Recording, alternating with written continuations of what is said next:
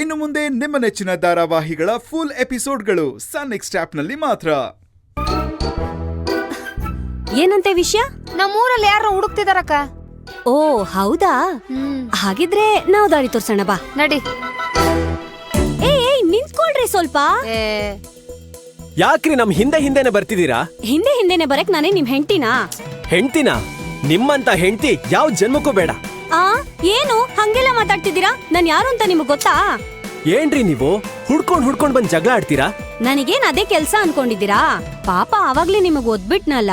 ಅಲ್ಲ ನೀವ್ ಯಾರನ್ನೋ ಹುಡುಕ್ತಾ ಇದ್ದೀರಾ ಅಂತ ಗೊತ್ತಾಯ್ತು, ಅದಕ್ಕೆ ಹೆಲ್ಪ್ ಮಾಡೋಣ ಅಂತ ಬಂದೆ. ಈಗಾಗ್ಲೇ ತುಂಬಾ ಹೆಲ್ಪ್ ಮಾಡ್ಬಿಟ್ಟಿದ್ದೀರಾ, ಇನ್ನೇನು ಬೇಕಾಗಿಲ್ಲ. ಬೇಡ್ವಾ? ಸರಿ ಬಿಡಿ, ನಾವೇನ್ ಮಾಡಕ್ಕಾಗತ್ತೆ.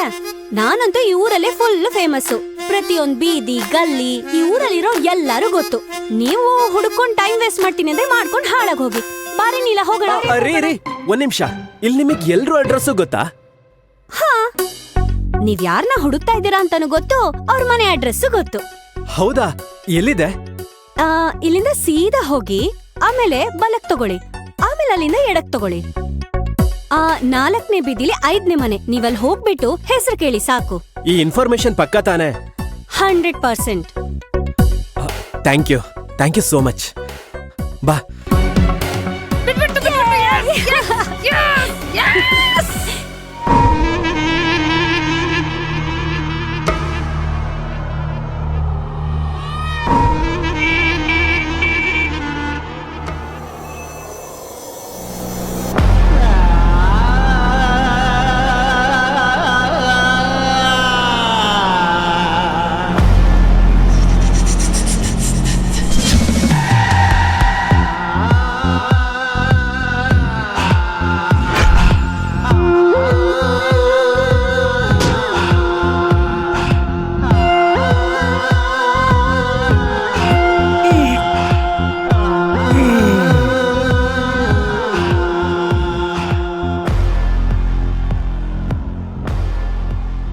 ಏನಕ್ಕಿಲ್ಲ ಅರ್ಜೆಂಟಾಗಿ ಬರೋದಕ್ಕೆ ಹೇಳಿದೆ.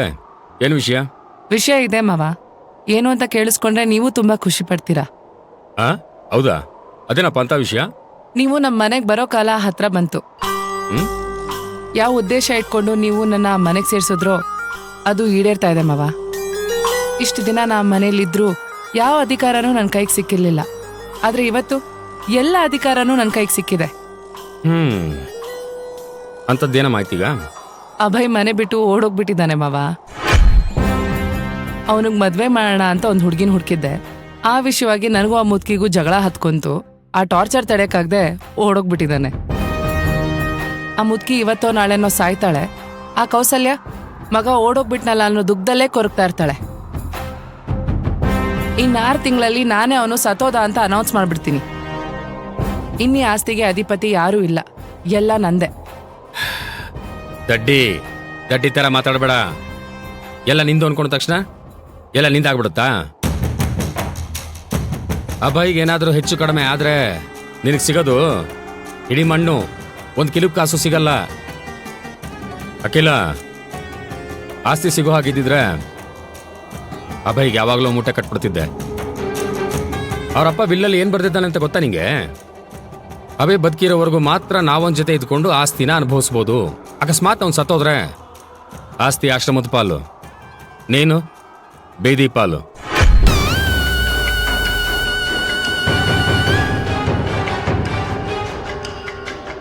ಅಯ್ಯೋ ಮಾವ, ಇದನ್ನೆಲ್ಲ ನಾ ಯೋಚನೆ ಮಾಡಿರ್ಲಿಲ್ಲ. ಅವನಿಗೆಲ್ಲೋ ಹೋದ, ಎಲ್ಲ ನಂದೆ ಅಂತ ಅನ್ಕೊಂಡ್ಬಿಟ್ಟಿದ್ದೆ. ಇವಾಗ ಅವನು ಎಲ್ಲಿದ್ದಾನೋ ಏನೋ. ಮೊದ್ಲು ಅವ್ನು ಹುಡುಕು.